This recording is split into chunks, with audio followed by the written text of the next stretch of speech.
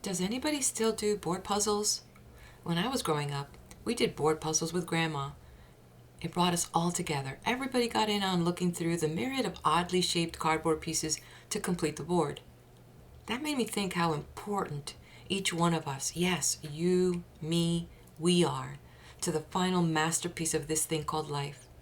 We stand on the shoulders of those who came before us, and that is how I ran into Rene Descartes while looking for an answer to a question, and I wanted that answer to come from a place of pureness, not on someone else's authority. Welcome. I am Daisy, your hostess. Through the meditations of Rene Descartes, we're going to explore Descartes' method for arriving at truth. It is known as the Cartesian method. It involves systemically doubting all beliefs to establish a foundation for genuine knowledge. And why is this important? I think in the history of history, especially now, with the access to so much content at the speed of how fast we can move our fingers, it's crazy. I remember the simpler days of having to grab the newspaper for news, or wait for the evening for news, or drive to the local library for information. The access to information is like so commonplace now that it is kind of crazy we've taken it for granted. And in my humble opinion, because of the malleability of our minds, more than ever, we require to have a sound system as to ensure that consciously we are only allowing the truth to remain with us. Rene Descartes, who no longer is with us, provided that method, and he too was asking the same question I was.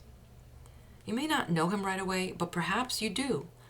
I did not make the connection until I heard his popular axiom. I think, therefore I am. Cogito ergo sum in Latin. And please know that I am not a scholar. I simply like finding little treasures such as this and sharing it here with you. The Cartesian method, as it is known, requires us to clean the slate, so to speak, and doubt everything, including our sensory experiences and any previously held beliefs. It was through self-inquiry that Descartes stripped himself to the bare essence of discovering what is man. As he looked into himself and concluded he was a thinking thing, he found that all he had left were explained in two words: I am. I'm not going to say more about that because this is about sharing his method, which is so simple to apply and leaves the truth sitting there in all its glory. This method could be a deal changer for a beautiful life, but it requires diligence, patience, which seems to be lacking in today's microwave society. It requires us to slow down before making decisions. This process also involves the use of intuition, which sadly to say, our society discourages such use of something so personal. From my experience, the times I have employed the use of my intuition proved to have taken me to the best outcomes, whether it was as a police officer making a split-second decision or in my everyday life making a financial transaction. The use of my intuition has offered me the most clear path to whatever I was inquiring, despite how at first it made no sense. And yet, as Descartes also mentioned, the use of intuition must be accompanied by deduction. That combination will help a person organize knowledge and establish foundations based on pure truths for whatever next course of action one is aiming at. This puts a person on a path of true knowledge where there is very little room for doubt. Who was Rene Descartes? He was a prominent philosopher and a creative mathematician of the early 1600s. He contributed significantly to the human race. Remember those little pieces of puzzles that we talked about earlier? He emphasized rationalism and systemic doubt, paving the way for scientific inquiry and the questioning of traditional authority. In mathematics, he developed the technique that made possible algebraic or analytic geometry. He was the first to publish the sine law of refraction. He offered a new vision of the natural world which shaped modern physics, a world of matter possessing a few fundamental properties and interacting according to a few universal laws.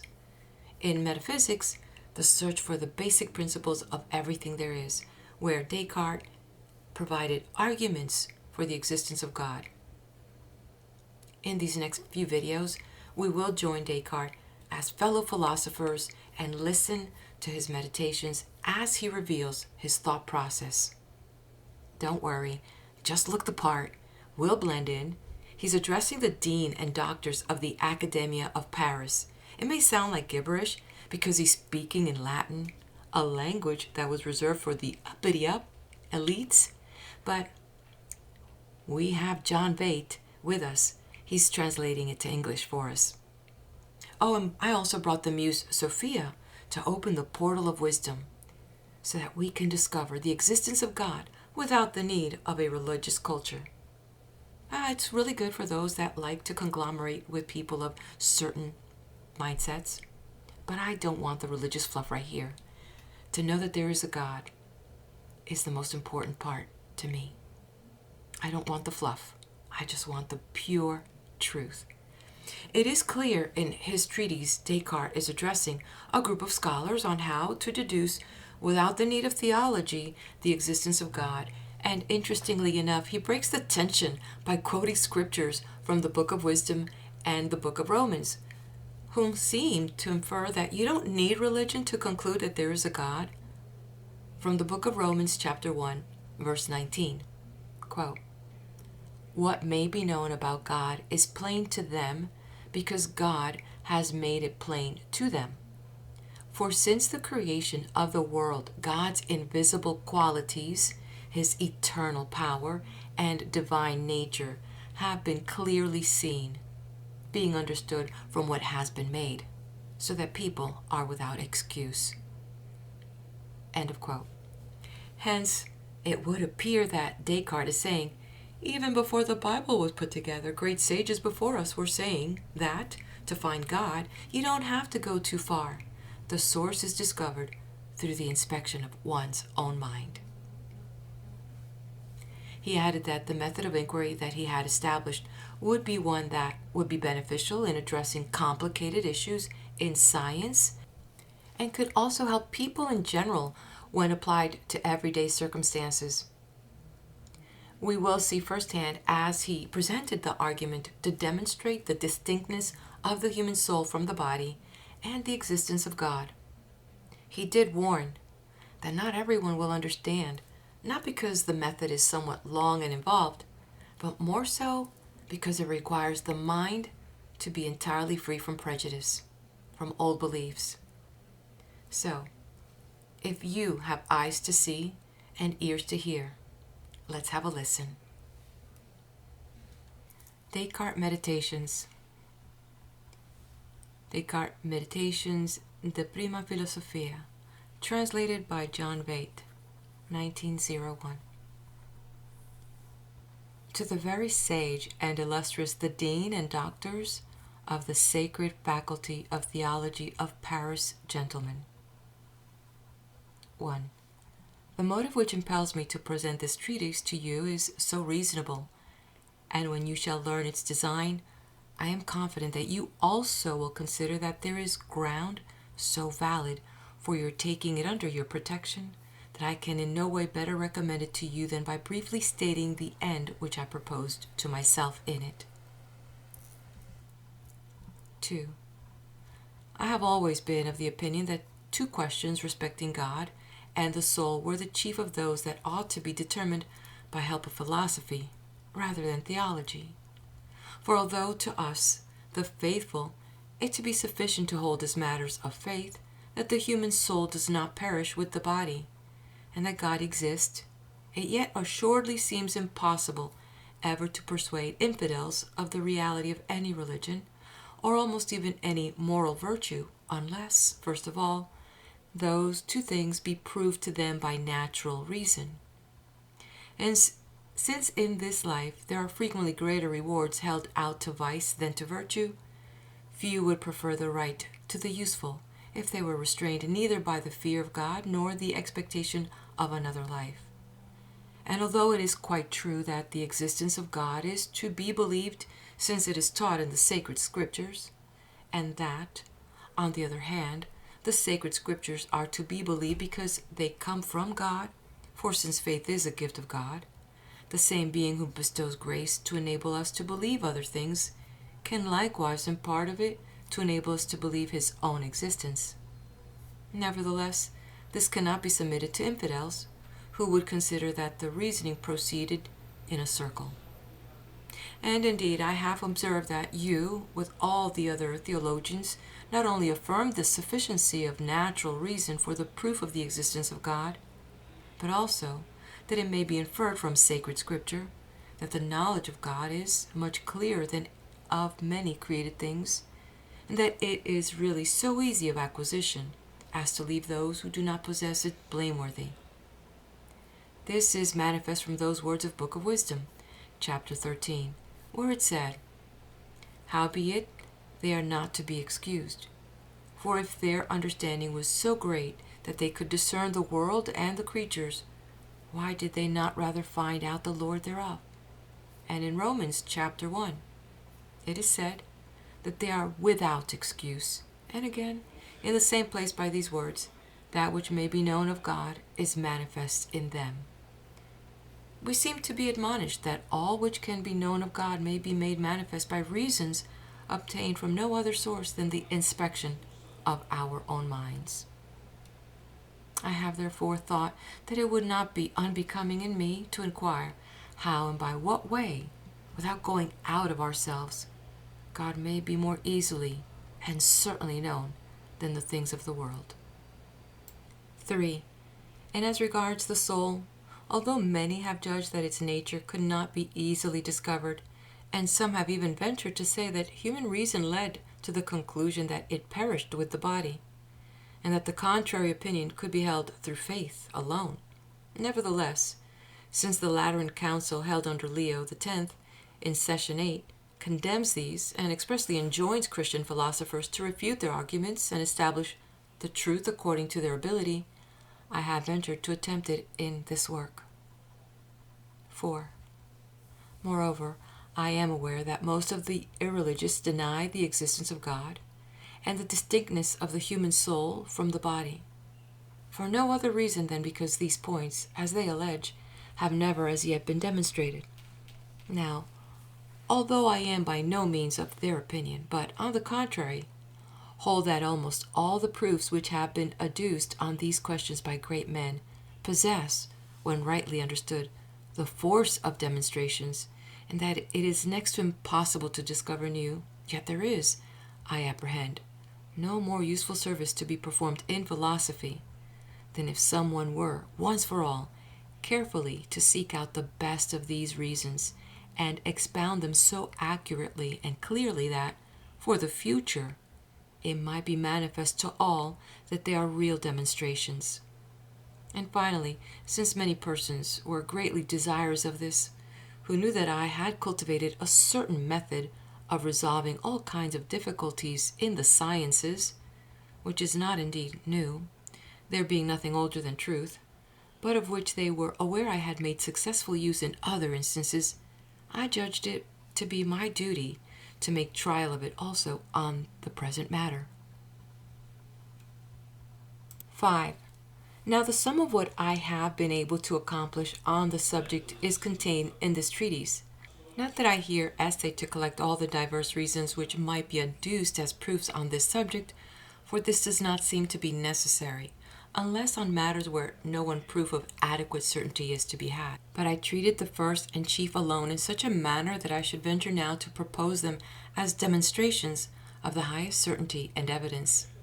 And I will also add that they are such as to lead me to think that there is no way open to the mind of man by which proofs superior to them can ever be discovered for the importance of the subject and the glory of God, to which all this relates, constrain me to speak here somewhat more freely of myself than I have been accustomed to do. Nevertheless, whatever certitude and evidence I may find in these demonstrations, I cannot therefore persuade myself that they are level to the comprehension of all. But just as in geometry, there are many of the demonstrations of Archimedes, Apollonius, Pappus, and others, which, though received by all as evident even and certain, because indeed they manifestly contain nothing which, considered by itself, it is not very easy to understand, and no consequence that are inaccurately related to their antecedents, are nevertheless understood by a very limited number because they are somewhat long and demand the whole attention of the reader. So in the same way, although I consider the demonstrations of which I here make use to equal or even superior to the geometrical certitude and evidence, I am afraid nevertheless that they will not be adequately understood by many, as well because they also are somewhat long and involved, as chiefly because they require the mind to be entirely free from prejudice and able with ease to detach itself from the commerce of the senses. And to speak the truth, the ability for metaphysical studies is less general than for those of geometry. And besides, there is still this difference that, as in geometry, all are persuaded that nothing is usually advanced of which there is not a certain demonstration. Those but partially versed in it err more frequently in asserting to what is false, from a desire of seeming to understand it, than in denying what is true. In philosophy, on the other hand, where it is believed that all is doubtful, few sincerely give themselves to the search after truth, and by far the greater number seek the reputation of bold thinkers by audaciously impugning such truths as are the greatest moment. Hence it is that, whatever force my reasonings may possess, yet because they belong to philosophy, I do not expect they will have much effect on the minds of men, unless you extend to them your patronage and approval. But since your faculty is held in so great esteem by all, and since the name Sorbonne is of such authority, that not only in matters of faith, but even also in what regards human philosophy, has the judgment of no other society, after the sacred councils, received so great deference, it being the universal conviction that it is impossible elsewhere to find greater perspicacity and solidity, or greater wisdom and integrity in giving judgment. I doubt not, if you but condescend to pay so much regard to this treatise as to be willing, in the first place, to correct it, for mindful not only of my humanity, but chiefly also of my ignorance, I do not affirm that it is free from errors. In the second place, to supply what is wanting in it, to perfect what is incomplete, and to give more ample illustration where it is demanded, or at least to indicate these defects to myself, that I may endeavor to remedy them. And finally, when the reasonings contained in it, by which the existence of God and the distinction of the human soul from the body are established, shall have been brought to such degree of perspicuity as to be esteemed exact demonstrations, of which I am assured they admit, if you condescend to accord them the authority of your approbation and render a public testimony of their truth and certainty, I doubt not, I say, but that henceforward all the errors which have ever been entertained on these questions will very soon be effaced from the minds of men. For truth itself will readily lead the remainder of the ingenious and the learned to subscribe to your judgment, and your authority will cause the atheists, who are in general sciolists rather than ingenious or learned, to lay aside the spirit of contradiction, and lead them perhaps to do battle in their own persons for reasonings which they find considered demonstrations by all men of genius, lest they should seem not to understand them. And finally, the rest of mankind will readily trust to so many testimonies, and there will no longer be anyone who will venture to doubt either the existence of God or the real distinction of mind and body. It is for you, in your singular wisdom, to judge of the importance of the establishment of such beliefs, who are cognizant of the disorders which doubt of these truth produces. But it would not here become me to commend at greater length the cause of God and of religion to you, who have always proved the strongest support of the Catholic Church. Preface to the Reader. 1. I have already slightly touched upon the questions respecting the existence of God and the nature of the human soul in the discourse on the method of rightly conducting the reason and seeking truth in the sciences, published in French in the year 1637. Not, however, with the design of their treating of them fully, but only, as it were, in passing, that I might learn from the judgment of my readers in what way I should afterward handle them. For these questions appear to me to be of such moment as to be worthy of being considered more than once, and the path which I follow in discussing them is so little trodden, and so remote from the ordinary route, that I thought it would not be expedient to illustrate it at greater length in French, and in a discourse that might be read by all, lest even the more feeble minds should believe that this path might be entered upon by them. 2. But, as in the discourse on method, I had requested all who might find aught meriting censure in my writings to do me the favor of pointing it out to me. I may state that no objections worthy of remark have been alleged against what I then said on these questions, except two, to which I will here briefly reply before undertaking their more detailed discussion. 3.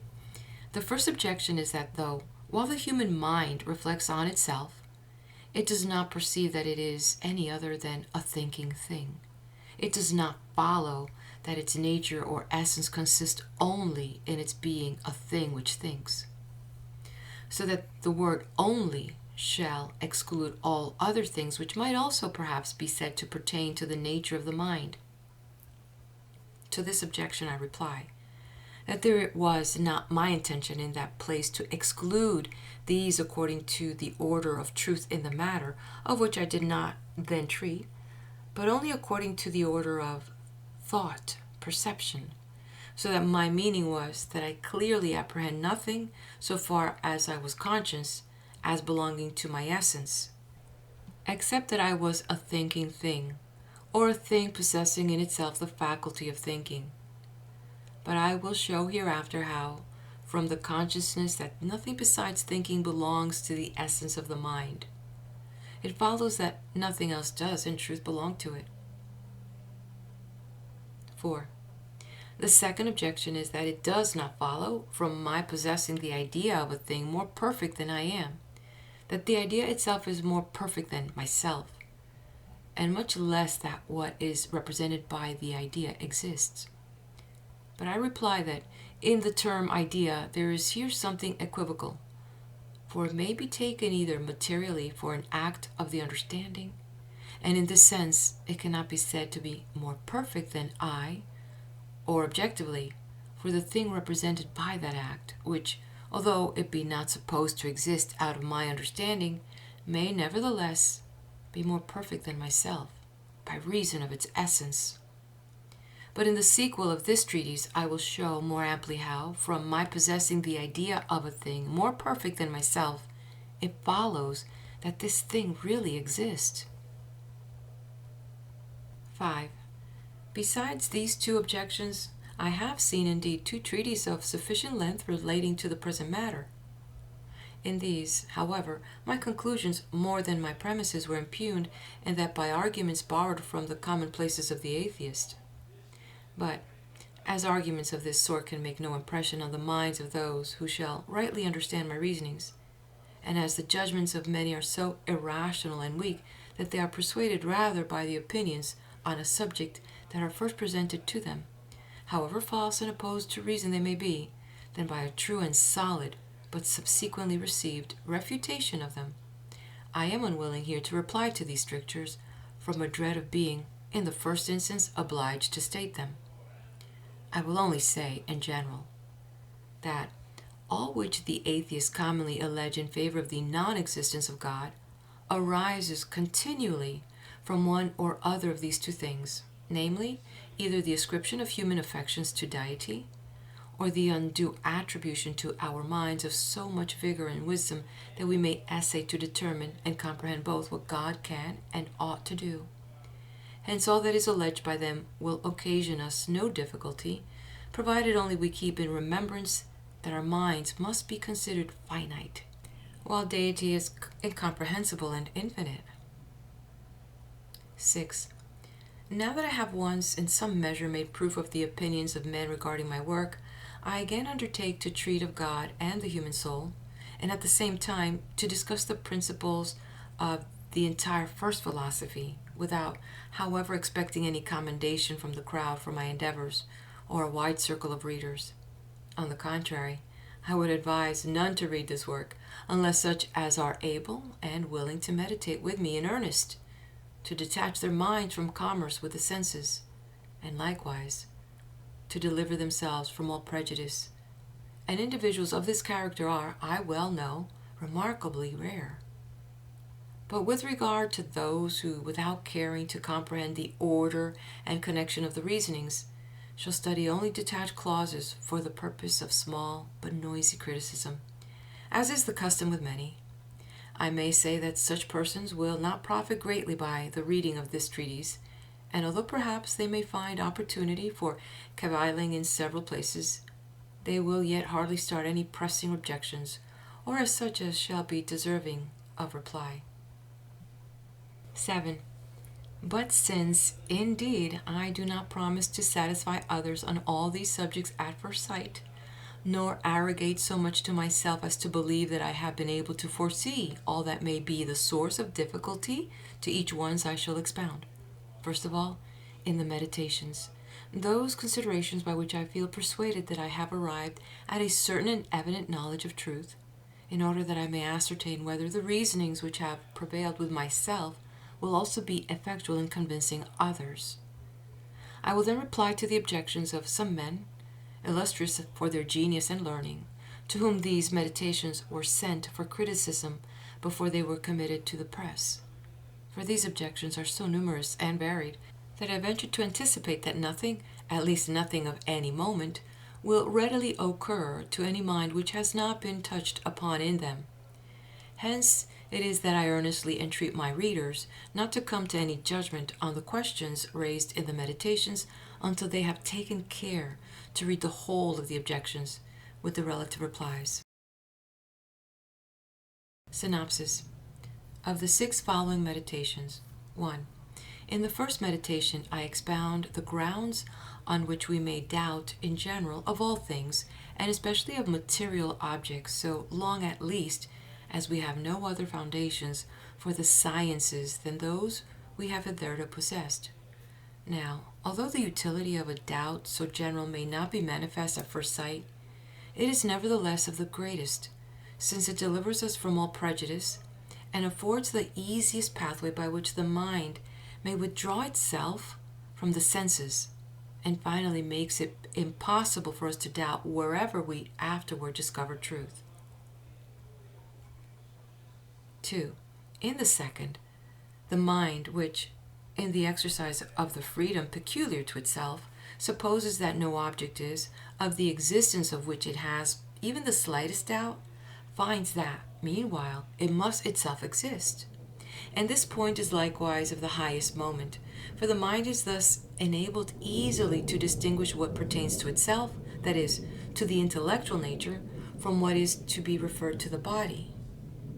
But since some, perhaps, will expect, at this stage of our progress, a statement of the reasons which establish the doctrine of the immortality of the soul, I think it proper here to make such aware that it was my aim to write nothing of which I could not give exact demonstration, and that I therefore felt myself obliged to adopt an order similar to that in use among the geometers, to premise all upon which the proposition in question depends, before coming to any conclusion respecting it.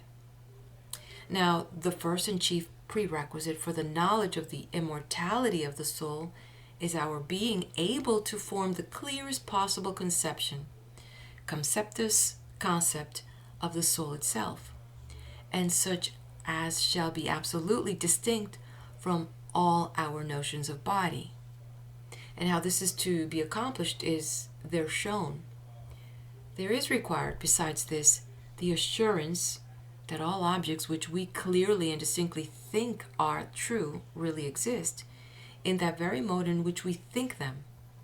And this could not be established previously to the 4th meditation.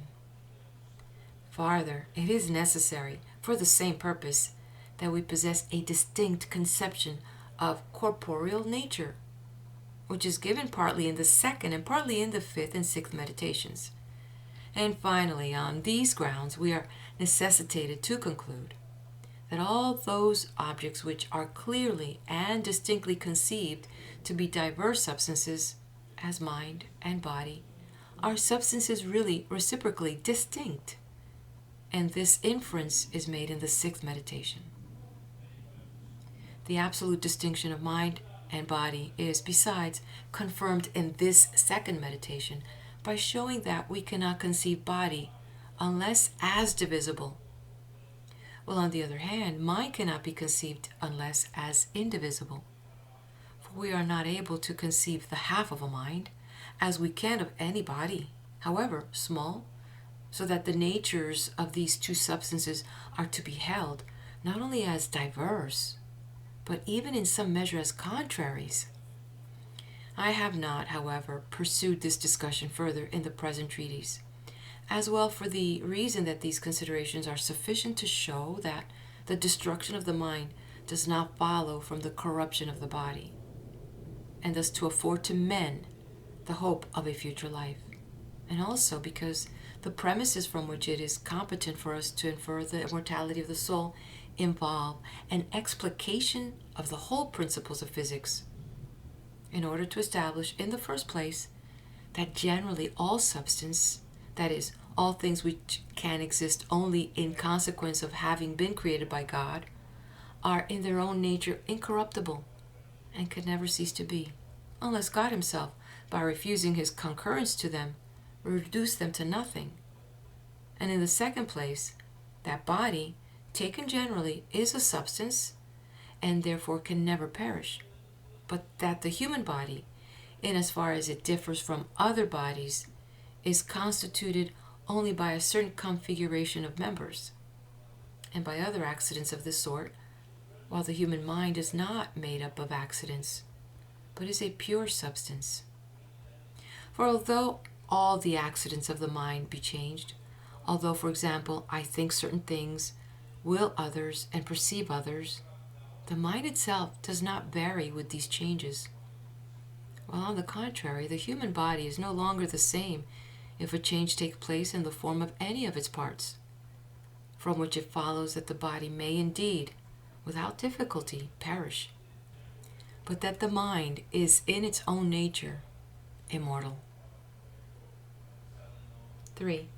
In the third meditation, I have unfolded at sufficient length, as appears to me, my chief argument for the existence of God.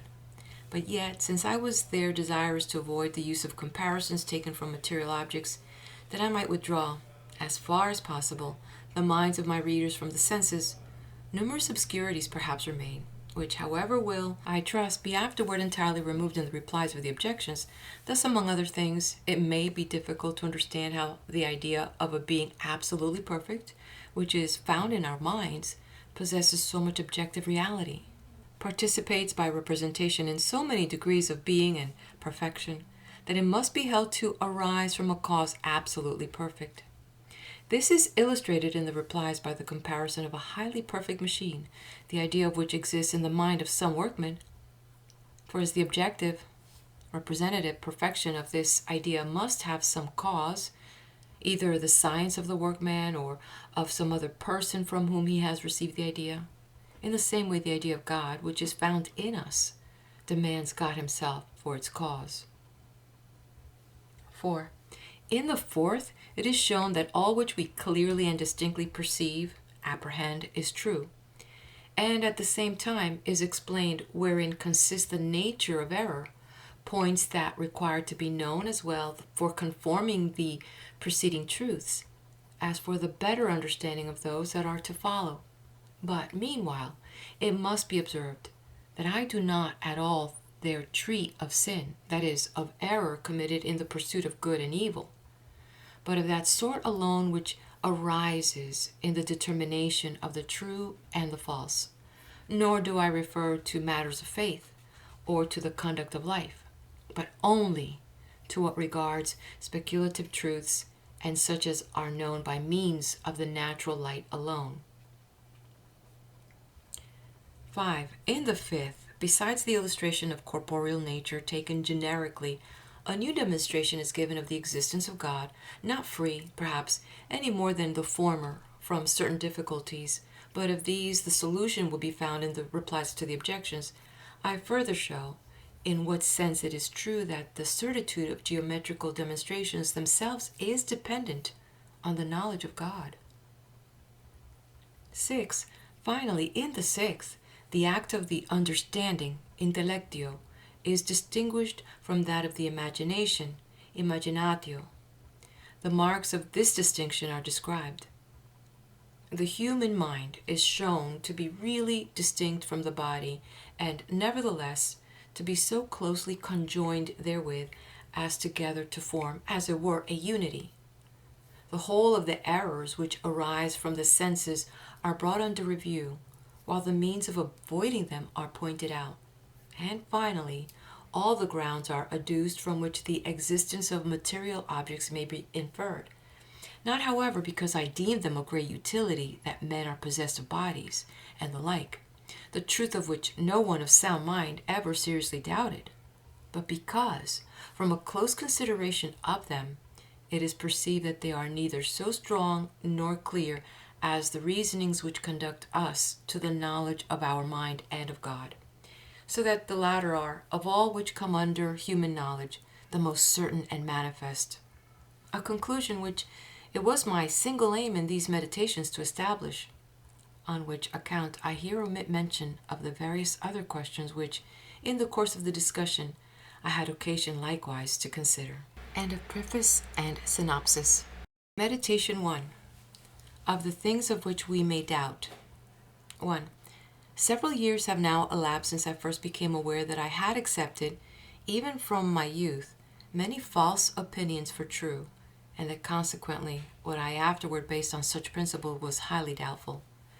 And from that time I was convinced of the necessity of undertaking once in my life to rid myself of all the opinions I had adopted, and of commencing anew the work of building from the foundation, if I desired to establish a firm and abiding superstructure in the sciences.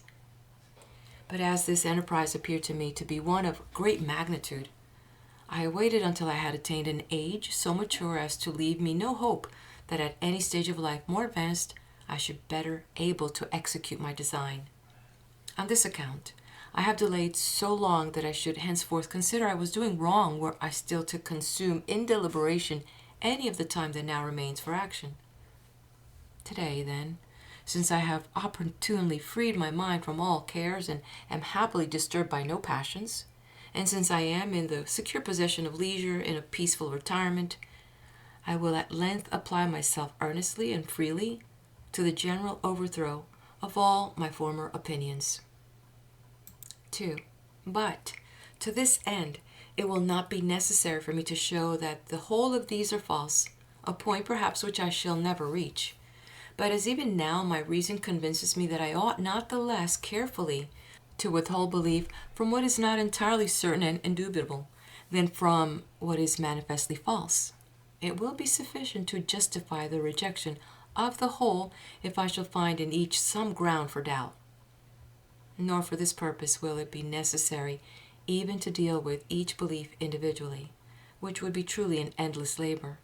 But as the removal from below of the foundation necessarily involves the downfall of the whole edifice, I will at once approach the criticism of the principles on which all my former beliefs rested.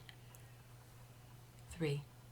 All that I have, up to this point, accepted as possessed of the highest truth and certainty, I received either from or through the senses.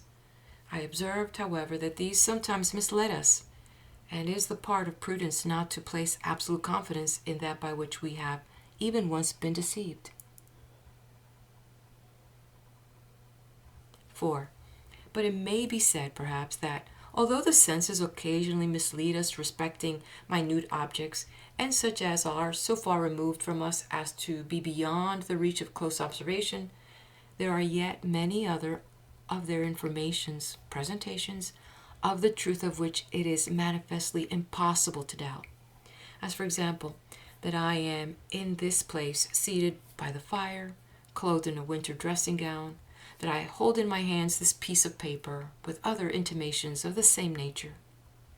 But how could I deny that I possess these hands and this body, and withal escape being classed with persons in a state of insanity, whose brains are so disordered and clouded by dark bilious vapors as to cause them pertinaciously to assert that they are monarchs when they are in the greatest poverty, or clothed in gold and purple when destitute of any covering, or that their head is made of clay, their body of glass, or that they are gourds.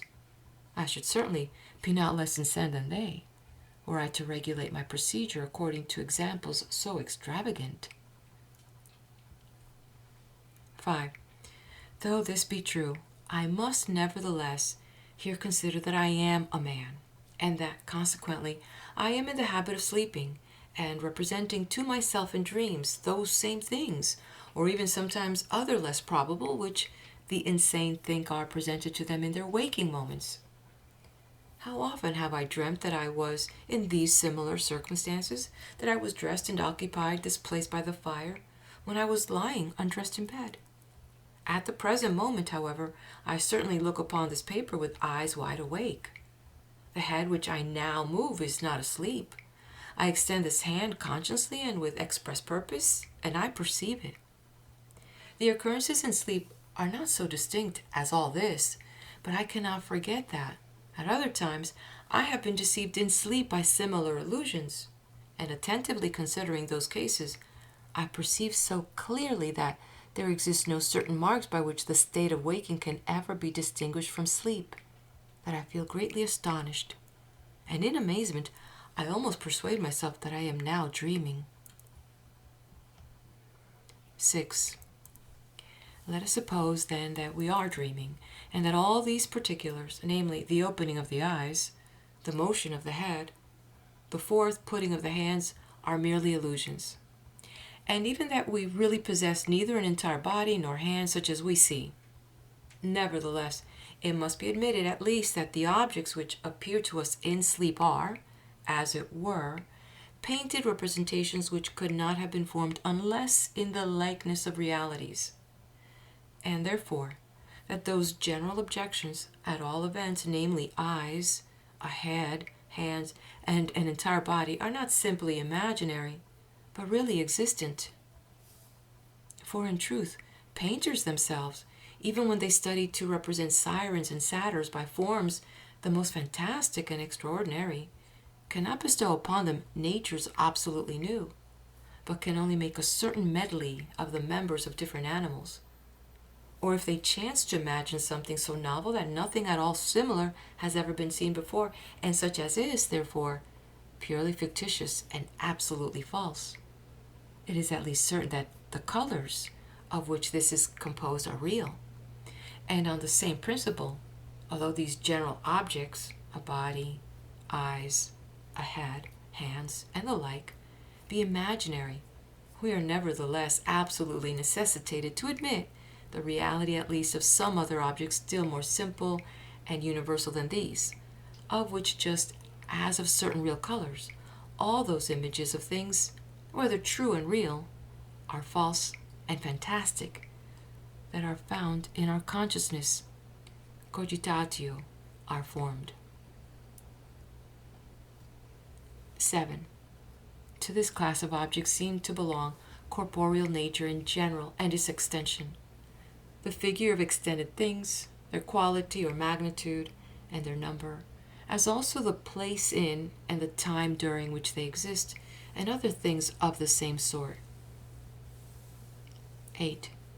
We will not, therefore, perhaps, reason illegitimately if we conclude from this that physics, astronomy, medicine, and all the other sciences that have for their end the consideration of composite objects are indeed of a doubtful character, but that arithmetic, geometry, and the other sciences of the same class, which regard merely the simplest and most general objects, and scarcely inquire whether or not these are really existent, contain somewhat that is certain and indubitable.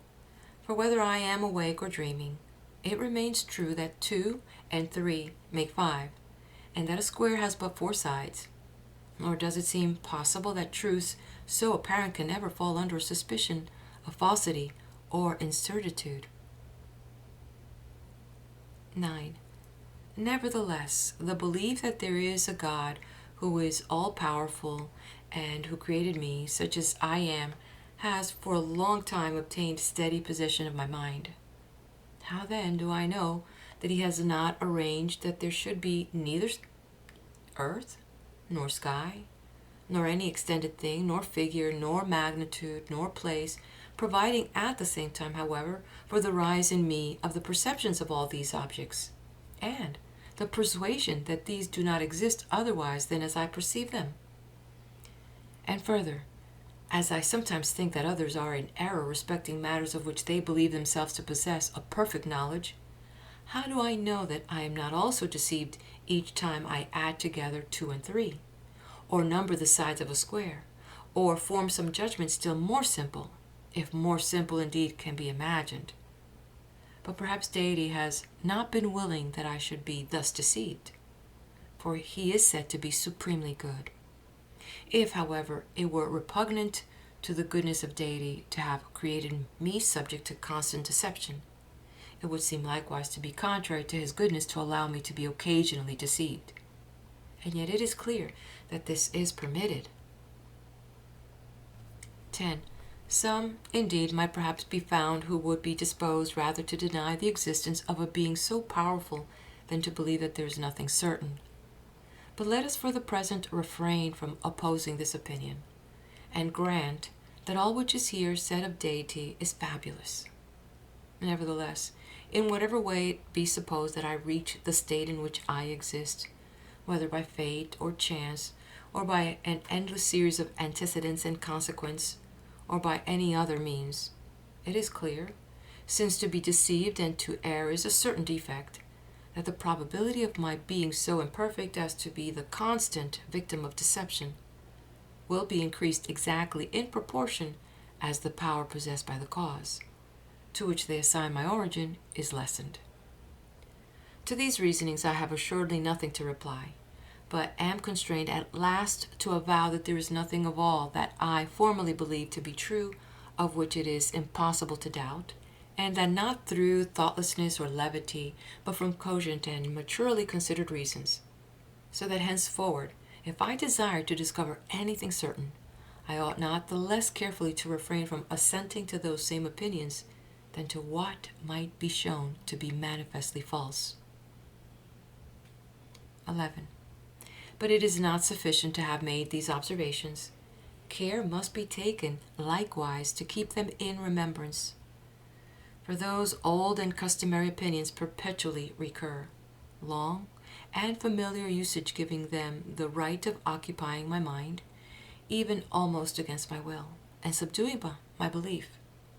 Nor will I lose the habit of deferring to them and confiding in them so long as I shall consider them to be what in truth they are, opinions to some extent doubtful, as I have already shown, but still highly probable, and such as it is much more reasonable to believe than deny. It is for this reason I am persuaded that I shall not be doing wrong if, taking an opposite judgment of deliberate design, I become my own deceiver by supposing, for a time, that all those opinions are entirely false and imaginary, until at length, having thus balanced my old by my new prejudices, my judgment shall no longer be turned aside by perverted usage from the path that may conduct to the perception of truth. For I am assured that, meanwhile, there will arise neither peril nor error from this course, and that I cannot for the present yield too much to distrust, since the end I now seek is not action, but knowledge. 12. I will suppose, then, not that Deity is sovereignly good and the fountain of truth, but that some malignant demon, who is at once exceedingly potent and deceitful, has employed all his artifice to deceive me. I will suppose that the sky, the air, the earth, colors, figures, sounds, and all external things are nothing better than the illusions of dreams, by means of which this being has led snares for my credulity. I will consider myself as without hands, eyes, flesh, blood, or any of the senses, and as falsely believing that I am possessed of these. I will continue resolutely fixed in this belief, and if indeed by this means it be not in my power to arrive at the knowledge of truth, I shall at least do what is in my power, suspend my judgment, and guard with settled purpose against giving my assent to what is false. And being imposed upon by this deceiver, whatever be his power and artifice. But this undertaking is arduous, and a certain indolence insensibly leads me back to my ordinary course of life. And just as the captive, who perchance was enjoying in his dreams and imaginary liberty, when he begins to suspect that it is but a vision, dreads awakening, and conspires with the agreeable illusions that the deception may be prolonged, so I, of my own accord, fall back into the train of my former beliefs, and fear to arouse myself from my slumber, lest the time of laborious wakefulness that would succeed this quiet rest, in place of bringing any light of day, should prove inadequate to dispel the darkness that will arise from the difficulties that have now been raised. End of Meditation 1. We'll take a moment also to meditate on this, and join me at the next video as we continue to Meditation 2 of the nature of man's body. Please do hit the like button, share, and subscribe.